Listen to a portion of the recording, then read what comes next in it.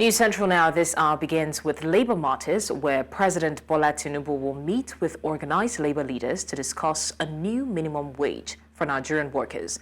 Now, the Minister of Information and National Orientation, Mohammed Idris, stated that the Federal Executive Council, the FEC, discussed the new wage issue on Monday. According to the minister, Tinubu will finalize his decision after consulting labour leaders on Thursday and then will send it to the National Assembly. He adds that Minister of Budget and National Planning, Atiku Bagudu, has been directed to propose an amendment to the 2024 Appropriation Act. Last Thursday, Tinubu met with NLC President Joe Ajaero and the TUC President Festus Osifo. The president urged realistic expectations regarding the minimum wage, considering proposals of 62,000 naira from the government and private sector and 250,000 naira from labor. The current minimum wage, however, is 30,000 naira. The Nigerian Senate has reassured Nigerians of its commitment to collaborate with the government in an effort to implement meaningful economic policies that address the current challenges facing the country. The chairman of a Senate Committee of Finance, Senator Sani Musa, gave the assurance during an emergency meeting with the Minister of Finance, Budget and National Planning, Governor of the Central Bank of Nigeria, head of NLPCL, and the FIRS. Now, Senator Sani Musa said the objective was to address current status of the economy, implore viable solutions to the problems, and support what the present administration of President Bola Ahmed Tinubu is doing to improve the economy. Senator Sani Musa said the main concern of the committee in the oil and gas sector was financing and revenue generation.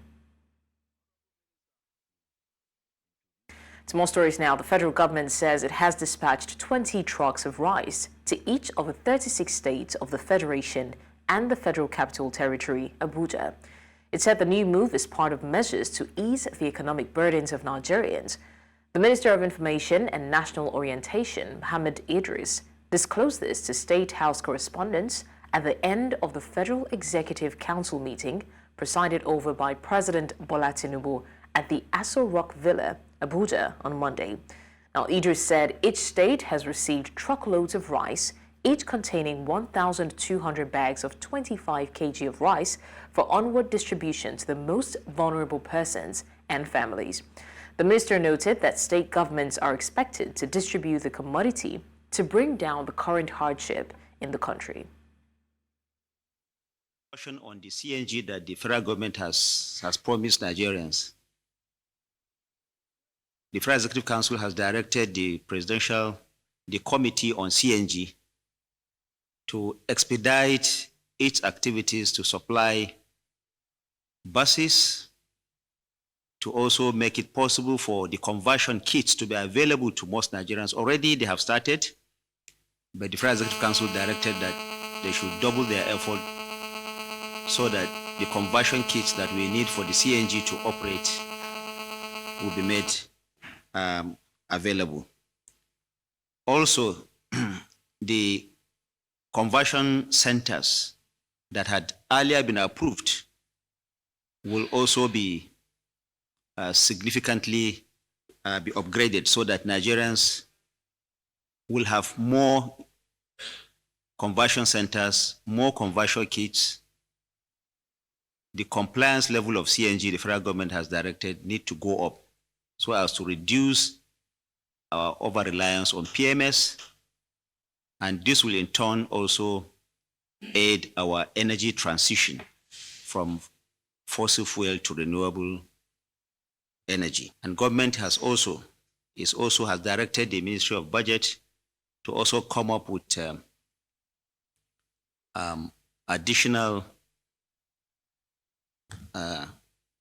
2024 additional support for the 2024 budget, so that any differential or any gaps that there will exist in terms of what existed before the 2024 budget was approved.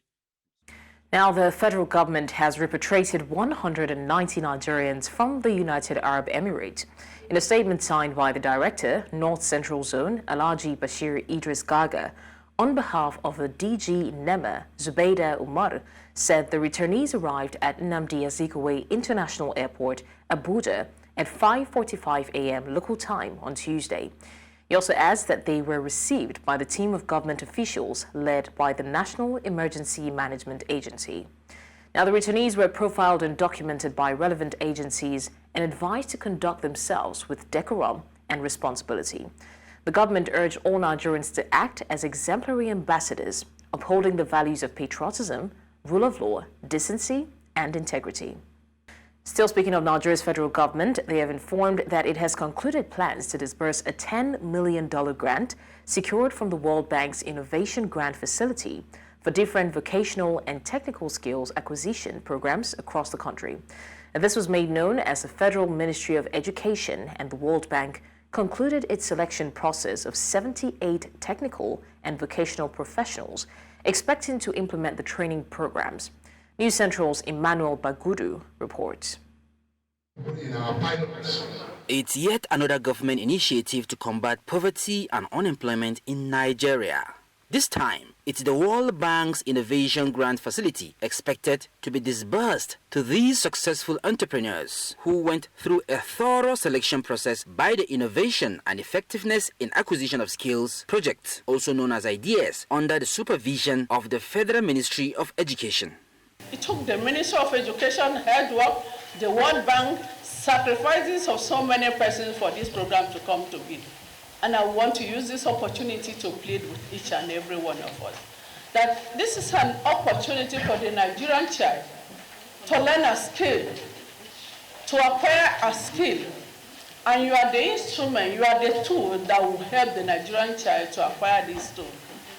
Do what we can. A lot of people in the last, I can train 10,000, I can train 20,000. And when it came to the training, we are seeing 100, we are seeing 156. Fantastic, do what you can do. If you don't tell us you can train 5,000 and then you train 5,000, some of you even train the training modality. The training modality is physical. If you train virtually, you're not meeting the criteria and you will not get the next tranche. This training session unveiled the rules of engagement in the utilization of the grant, which the federal government and the World Bank say will be strictly monitored. This is a loan to the government from the bank that is now given to you as a grant, a very huge risk. Very huge risk. And then you are expected to utilize that to train young Nigerians to the extent that they will be able to get employment. So your work starts from enrollment of these young people to job placements. When we talk about innovation, every aspect of the, in Nigeria or everywhere now, without technology, they can not have any innovation. So we are using the technical or the innovation in digital innovation to create or to teach the youths. The innovation facility was designed to promote the acquisition of these critical skills that we need now in this digital era, so that youths are empowered and trained. So the entire IDEAS project, the project has several components, and the innovation grant is just a component with about covering about $10 million is being designated for this innovation grant facility. A total of 51,100 trainees are expected to benefit from the program, which will last for 1 year. In Abuja for News Central, I am Emmanuel Bagudu. Thanks for staying with us. Let's now head to the court as we understand that the Kano State High Court has issued a restraining order against the Emir of Kano, Aminu Ado Bayero, and 4 other emirs of Rano, Gaya, Bichi, and Karaye, preventing them from parading as emirs. Delivering the judgment on Monday, Justice Amina Adamu Aliyu further restrained the 15th Emir of Kano and 4 other dethroned emirs, servants, and privies, as well as any other persons appointed by them. The case was filed by the Attorney General of Kano State, the Speaker, and the Kano State House of Assembly, represented by Counsel Ibrahim Isa Wangida, on May 27th. Justice Adamu Aliyu confirmed the legislative powers of the Kano State House of Assembly and the authority of a state governor to assent to bills. The court ordered the emirs to surrender all properties of the Kano State Emir Council to the state government and criticized the conduct of the police as well as its security agencies involved. Still on Kano Emirship, the State House of Assembly on Tuesday passed a bill into law for the creation of second-class emirates in the state. The House took the first reading of the bill before embarking on recess, which they resumed yesterday. Now, after the second and third reading of the bill, the Deputy Speaker, Mohammed Bello Butubutu, moved from the adoption and passage. The Speaker of the House, Jibril Ismail Falgore, presided over the plenary. The new second-class emirates to be created include Rano Emirate, Rano Bunkure, Kibiya, Karaye Emirate, Karaye Rogo, and Gaya Emirate, Gaya and Jigu Albasu. And now to join us and discuss this, we're now joined by a legal practitioner, Towo Osaruwa. Thank you so much, Towo, for joining us. Thank you. All right. Now, Towo, I think my first question is going to be, how exactly will the court ruling impact the legacy and the legal status of Aminu Ado Bayero, as well as the other deposed emirs in historical context? Well, in historical context, well, if you look at the judgment of the court delivered yesterday, you discover that my lord was so intensive when he restates the powers of the State House of Assembly and that of the governor in respect of the law in question. So by virtue of that, the issue of Ado Bayero becoming or still the emir of Kano has been laid to rest because the State High Court has jurisdiction to entertain such a matter, and the court has held that the Kano State House of Assembly, alongside the Kano State governor who have assented to the bill, and the said bill are valid. So we only, as it stands now, we only have one Emirate Council in Kano State, which is the Kano Emirate Council, and we have the emir, which is Mohammed Sanusi, who is the current emir of Kano State. And do you think that this will also in any way affect the rights of those who have been deposed as well as their privileges under the Nigerian law? Yes, definitely it's going to affect, because whatever rights and obligations they enjoy currently or they enjoy before that judgment or before the conflict or before the law come into place is as a result of law. And who are those people responsible in making that law? Is the Kano State House of Assembly. And who are those people, who are the person entrusted to make that law valid is the state governor having assented to the bill in question. So if those laws, those privileges they enjoy as a result of law, and upon the law in which they enjoy that privilege does not exist, those privileges and rights cease to exist. And the right and privileges is now transferred to the person recognized by the Kano State government, and at the same time by the person as stipulated by the current law in place, the Kano State Emirate Council law currently in place in Kano State. So we have seen the effect on the traditional rulers themselves, but what implication do you think this will have, especially on the people of Kano, as well as their relationship with the monarchy, the traditional authority as they've known it? Looking at it from the light of the similar events in Sokoto State, what negative effects will these conflicts have on the future of the traditional authority and cultural heritage in Nigeria based off of the perspective of the people of the state themselves? Well, if you look at it carefully, the politicians have hijacked the culture and tradition and the monarch system of government, the monarch system which the democracy or which the federal system of government accommodated.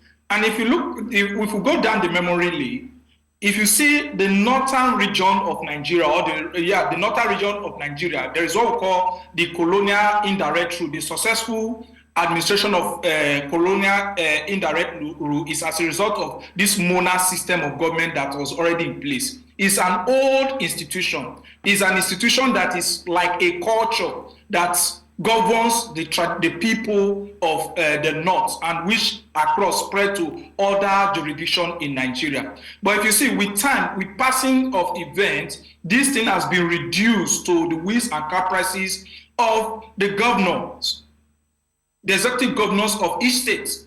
And if you look at it, the governor will come and go, but this institution remains. Politics will come and go, this institution remains. These are the people, this institution is the institution that is closer to the people. So if you look at the reaction okay, let's take it far back 20 years ago. If issues like this had happened in Kano, you would have seen the people's response towards it. But as time goes on, with the way the politicians are managing these traditional stew, which is one of the oldest institutions in Nigeria, it gets to the level whereby even the people who merited to become the traditional rulers were not given. So it has become the wheats and the caprices, and those who are not eligible to emerge. And people now see that, well, with time, it's just like any other thing that they can ignore or they will no longer respect, and which is a potential danger. If you look at it, to our heritage, to the custom and tradition of Nigeria, it's really a danger, which I think the politicians should look into it, and at the same time try to separate the political power given to them and the traditional power or traditional stew, which protect the custom and tradition of the people, and which is even closer to the people. Okay, so I was going to ask you whether or not this now waters down the impact of traditional rulership, but I see that you have mentioned it, because truly the traditional rulership and everything about tradition is what we've known even before colonialism. But I would have you react to, I don't know if you heard the story I read before our conversation started, where the Kano Emirate State Assembly has passed a bill for the creation of second-class emirate. How would you react to that? Well, it's just like it's the aspect of political solution they normally talk about when it comes to issues that needed to be handled legally and that needed to be, their precedent need to be set in place.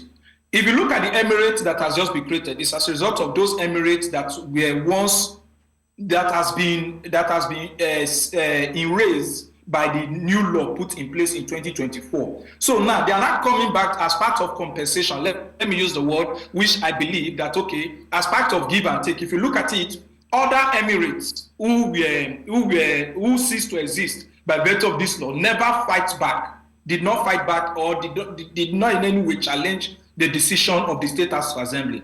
So I see it as a compensative rule. But the question is, how long will this be? Because now it has now been so clear. It's not clear to the public and clear to even everyone that a governor may decide and wake up one morning to say, okay, well, I don't like the traditional ruler in one way or the other. So the traditional institution is now at the whims and caprices of the state governor, and which ought not to be.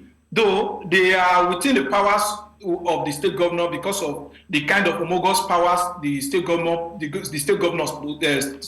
possess. But this is something that is worrisome. So it's just like, okay, well, we are taking something from you, and we are giving you in a lesser condition. You are not the first class as it is, but you are also recognized as a traditional ruler. So that is what he did.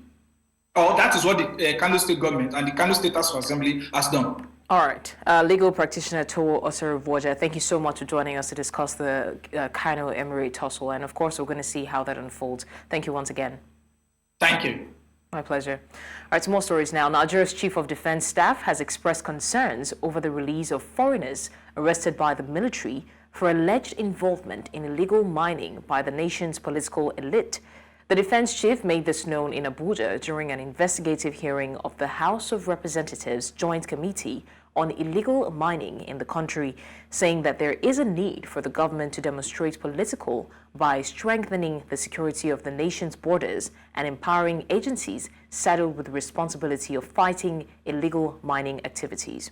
Idong Joseph reports. According to experts, a large chunk of Nigeria's vast resources of solid minerals is stolen by illegal mining cartels. Available estimates claim that 80% of mining activities in Nigeria's northwest region are carried out illegally, with a large portion of untapped mineral deposits also being the root cause of intercommunity violence. The Parliament is deeply worried about the loss of revenue through unregulated and illicit mining operations, with the federal government disclosing that unlawful mining costs the country a whopping sum of $7 billion each year.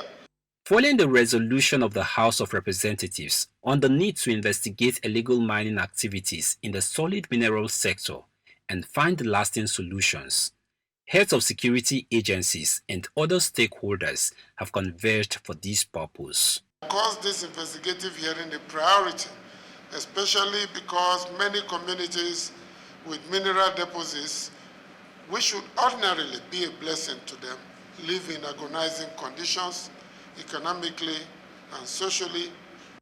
The Chief of Defense Staff, while addressing lawmakers, expressed worry over the alleged involvement of foreign nationals and cartels in the acts. The involvement of the elite in it, we can't tell.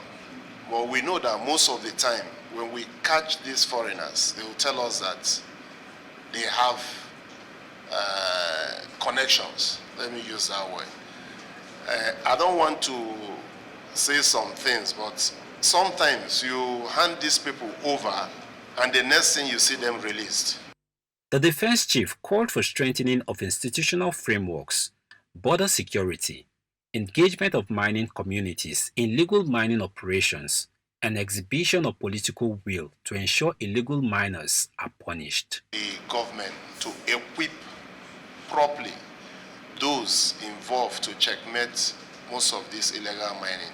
Security agencies also add that some members of mining host communities are also complicit and call for state and local governments to be given roles to play in the mining sector. In Abuja for News Central, I am Idong Joseph. Now, a group known as the People's Congress has dismissed the resolution by the Martin Amewule-led Rivers Assembly suspending Governor Simeon Fubara's expenditures until he represents his budget. Now, President of the group, Dr. Nicholas Udenta, called the action political grandstanding without legal basis. Udenta argued that Amewule and others are no longer assembly members after defecting to the All Progressives Congress. He labeled the resolution an illegal joke, noting that Governor Fubara signed the 800 billion naira budget into law in December 2023 after presenting it to the lawmakers led by former Speaker Edison Ehie. Udenta emphasized that the only legitimate Rivers Assembly is led by Honorable Victor Okojumbo and urged the public to disregard the resolution. Oyo State Governor Seyi Makinde says his government will not allow the people of the state to suffer from the fallout of a Supreme Court judgment on local government autonomy. The governor on Monday set up 2 committees saddled with the responsibility of reviewing the Supreme Court judgment on local government autonomy and coming up with recommendations that will ensure that the change does not affect the people of the state negatively. Makinde maintained that the judgment has created a constitutional lacuna that will throw up different challenges at the local government level. He said he convened a meeting of all relevant stakeholders in the local government system so that they could outline the major challenges at the councils and develop solutions that will ensure a seamless implementation of the process. When I was sworn in on May 29, 2019, I dissolved the local government. The Supreme Court just basically said to us that, look, governors don't have right to dissolve those local councils. But why did I dissolve the local council then? It was because elections were held into the LCDAs. And the same Supreme Court has basically now said only 774 local governments in Nigeria. So there's confusion in the land. And when you have confusion, what it means is the structure is shaky. So you have to remove as much of this confusion as possible. Now, residents of Mino community in Borno State are grappling with unprecedented devastation as torrential rains have led to widespread flooding across the region. Homes have been swept away, leaving many families homeless and in dire need of assistance. News Central's Umoru Kirawa brings updates on the situation in Mino community. About 58 kilometers from Maiduguri, the Borno state capital, to Mino community.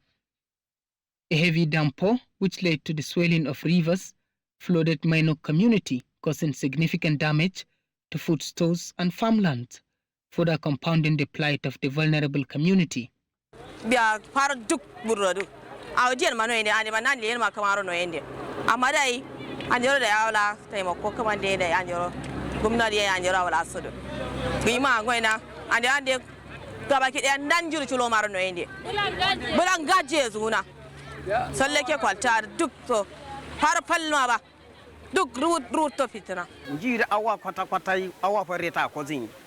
Amado hutura tajiro sana am crew pitulurin sada kala chidia nas isnaro soro kuen turnare ngalte makalanzo turin andero dorurano kamandie andero tsuru andero futu kiskiaro ala andero bana tsuru kamandie dulu jowalan andero futu from the faro somui gulmiano zu iya katidimba biango chichi kamana chi ruyare kamana dadaro nero somge gulia falfallo faro yeri injinero somguyen. Residents are now counting their losses as they begin the clean-up process. Bana kalarin tezane mayande najera bana manena kumnande zulmen tezane bana manena gwamnati ya ko kam nan zimbe yayi andiya bana sa nan da tai wanda kumunde so ai bidiyo so ai yana yanda da sama so soronji akatai bawata awa ya jawro da yana go sulo ala baraz ga attima security ya je mai so sa leida expanding tari ya san jiro am so da one by one no kamza ko zai na waldu doktor magana la ala so ndi askire na gwamnati ya waldu su kwalta dono shidi ta mazun ya da turobula ya da ala ta. With agricultural losses mounting, there are growing concerns about food shortages, which calls for comprehensive support to enable the people to rebuild their lives and regain their footing amidst the ongoing humanitarian crisis. Muna jajantawa inda wannan abin ya same su kuma da gwamnati ne dan duba inda yanda za a kawo gyaran da zai ƙara kawo mana ci gaba duk da ana yi ba wai ba a yi ba. The people of Mino community are hopeful that the government and other well-to-do individuals will put more efforts in addressing this issue for once and for all, as well as addressing their immediate needs. In Minok for News Central, Umaru Kirawa. Now, the growth of Nigeria's educational system and the potential of its citizens continues to garner more global recognition. One of many is the recent educational partnership between the historically black college and the university and 3 Nigerian universities in Lagos. News Central's Chidima Ona provides more in this report. For many college and university students in Nigeria, a more improved, innovative and accessible learning process is the most effective way to learn. Some of the things we have With a vast and cumbersome curriculum, the Nigerian educational system makes the finest graduates. Through innovative partnerships, the learning process for students can be easier. We're pleased to be here to develop this partnership that will be an opportunity for our students, our faculty, to exchange, to learn from each other, and to co-create opportunities for learning for our students. So we're really thrilled about the beginning and launching of this partnership that we know is going to have a huge impact for our students and hopefully in ways that will have an impact on our world. Partnerships like these, those who have done it, rather than trying to recreate the wheel, what it helps us to do is actually leverage them to fast forward what we're doing by having some of them come in here to support us.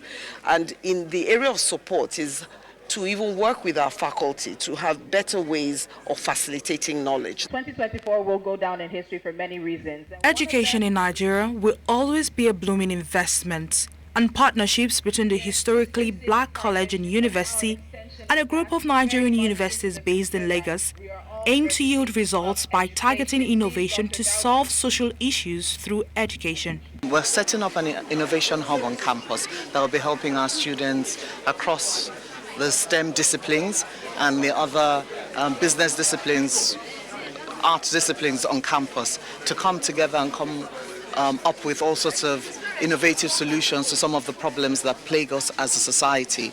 And we know that these are the sort of partnerships that will drive all of our ideas forward in record time. I mean, we can decide that we want to do it alone, but no man is an island. We know that with these sort of cooperative, collaborative partnerships, we can drive our ideas forward faster and achieve far more. It's about collaboration and not... As the country evolves, making exponential progress in various sectors, education will always be a goldmine for the country's advancements. In Lagos for News Central, Chidima Ona. Now the news continues in West Africa, where Ivory Coast has launched its inaugural malaria vaccination campaign targeting children. Now, according to the Ministry of Health, malaria spread by mosquitoes claims 4 lives daily in the country, including 3 children under the age of 5, and is the leading cause of medical consultations. Ivorian Health Minister Pierre Dimba, at an official ceremony, disclosed that this initial vaccination phase targets 250,000 children aged between 6 to 23 months. C'est dans la région africaine, malheureusement, où se concentrent 94% des cas et 95% des décès que la charge du paludisme reste la plus lourde. Et les enfants, particulièrement vulnérables, chaque année, près d'1 demi-million d'enfants meurent de paludisme en Afrique. En Côte d'Ivoire, bien que le nombre de décès liés au paludisme ait régressé significativement, l'incidence a augmenté dans la population générale, mais aussi chez les enfants de moins de 5 ans. L'introduction du vaccin antipaludique dans le programme élargi de vaccination de routine représente une avancée majeure dans notre combat. En vaccinant nos enfants de 6 à 23 mois, nous pourrons les protéger contre les formes graves du paludisme et réduire considérablement les décès associés à cette maladie. Cette introduction se déroulera de façon progressive pour atteindre toutes les régions de notre pays. Cette première phase de vaccination concerne 250 000 enfants âgés de 6 à 23 mois. Now, the US-based Ford Foundation on Tuesday rejected accusations by Kenyan President William Ruto that it was sponsoring anarchy and funding deadly anti-government protests. Earlier on Monday, Ruto criticized the Ford Foundation on Monday, asking a large crowd how they are going to benefit from the money they are giving out to sponsor violence. The East African powerhouse has been plunged into political chaos over the demonstrations, which started out as peaceful rallies led by Gen Z Kenyans against proposed tax hikes, but have spiraled into a wider campaign against Ruto and his administration.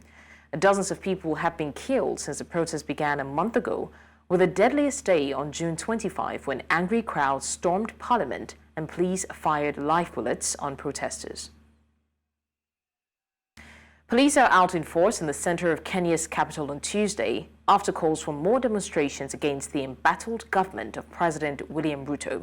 Now, activists led by young Gen Z Kenyans launched peaceful rallies a month ago against deeply unpopular tax hikes, but they descended into deadly violence last month, prompting Ruto to drop the planned increases. Since Parliament was invaded and scores of people were slain in late June, street protests have subsided, but activities are still calling for the president's resignation. New demonstrations with the hashtag Ruto must go have been scheduled for today. And in East Africa, a second batch of Kenya police left Nairobi for Haiti to help fight gangs that had almost overrun the Caribbean nation. The team of 200 well-trained officers left Nairobi on Monday night aboard a UN-chartered flight and is scheduled to arrive in Port-au-Prince on Tuesday at 10 a.m. Kenya time. The outgoing Deputy Inspector General of the Administration Police, the coordinator of the Multinational Security Support Mission in Haiti, Nor Gabo, and the acting DIG, James Kamau, were present to see off the team. Now, MSS is an international police force approved by the United Nations Security Council on the 2nd of October 2023 to assist the government of Haiti in restoring law and order amid worsening civil strife and gang violence since 2018. And staying in the region, Rwanda's President Paul Kagame has scored a crushing election victory that will extend his iron-fisted rule by another 5 years, according to partial results issued on Monday. The National Election Commission made this known after 79% of ballots had been counted that de facto leader since the end of the 1994 genocide and president since 2000, Kagame, scored 99.15% of the vote. This tops the 98.79% Kagame won in the last election in 2017 and puts him straight ahead of the only two candidates authorized to run against him. Democratic Green Party candidate Frank Habineza scraped 0.53% of the vote and independent Felipe Mayumana 0.32%.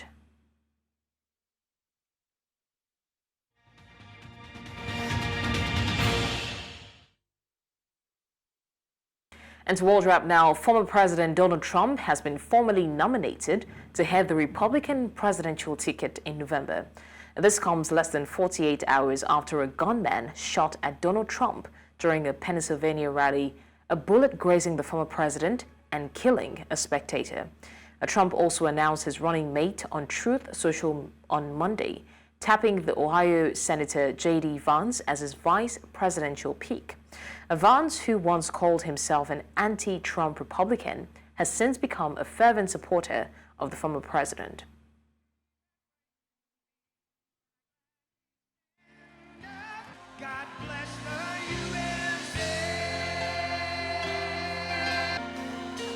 He's very, very smart, loves our country. He is very dedicated. He's been an incredible patriot. He came from nothing in his life and really very, very poor when he was young and came up as in part of the American dream, okay, was able to achieve great things. He has a great vision for America. He's very strong. We feel very, very confident that he would be able to take over as president in 4 years, which is important. If you're going to be a vice president, anything could happen. We love him. He's absolutely just a perfect choice. Now, hundreds of protesters in the southern province of Diwania in Iraq are protesting power cuts and water shortages during the extreme heat of summer. Decades of war have left the country's infrastructure in a pitiful state, with power cuts worsening the blistering summer when temperatures often reach 50 degrees Celsius, mostly in southern provinces. Dozens of villages in Diwania have also suffered for years from water shortages because of a 4-year-long drought and reduced river flows. Recall that last week, hundreds of people also protested outside electricity department offices in Gamas district, blocking roads and burning tires.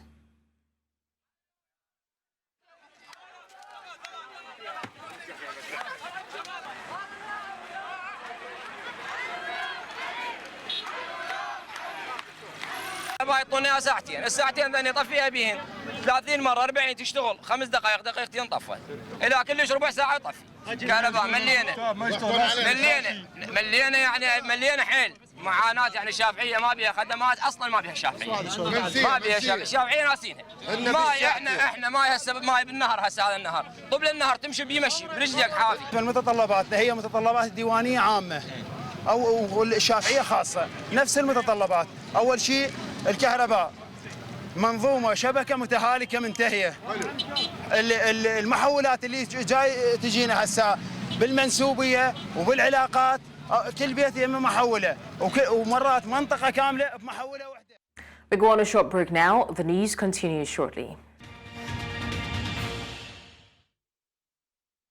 And now to business. The Nigerian National Petroleum Company Limited, NNPCL, has reaffirmed its preparedness to commence crude oil refining at the Port Harcourt Refinery in early August.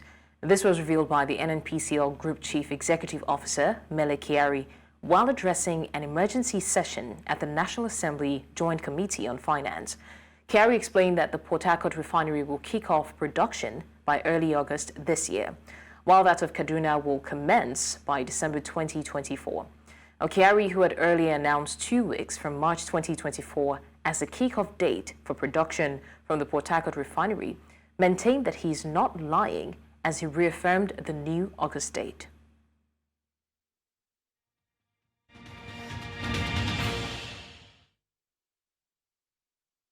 And to sports, Nigeria's women's basketball team, the Tigers, has been rated in the 12th position in the latest power rankings ahead of the Paris Olympics.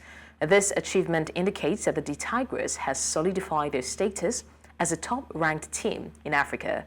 The power rankings, which is different from the FIBA rankings, is the calculation of a team's strength relative to other teams that will compete at the Olympics. The United States continues to maintain its strong hold at the pinnacle of the world rankings on the #1 spot. Also in sports, Tanzania Premier League has decided to kickstart the use of the video assistant referee. The VAR was introduced into the game by FIFA to reduce errors in the game, especially in deciding a goal or a goal-bound move. North African countries and South Africa have started using the gadget since last season, while the Ivorian League has also said they will start next season. The Tanzania Premier League announced that the VAR will be in use when the 2024-2025 league season commences in August 2024. And that's all on the news at this hour. But before we go, let's take another look at some of our major stories. We did tell you that President Tinubu schedules to meet labor leaders on Thursday to discuss the new minimum wage issues. We also mentioned that Nigeria's government repatriates 190 of its citizens from the United Arab Emirates. And finally, we said Rwanda's President Paul Kagame extends his 24-year rule with crushing election victory. Send your eyewitness report to the WhatsApp number on the screen. Also follow us on social media. We are at News Central TV. You can watch News Central live on DSTV channel 422, StarTimes channel 274, Avo TV and YouTube. Many thanks for watching. I'm Blessings Mosugu.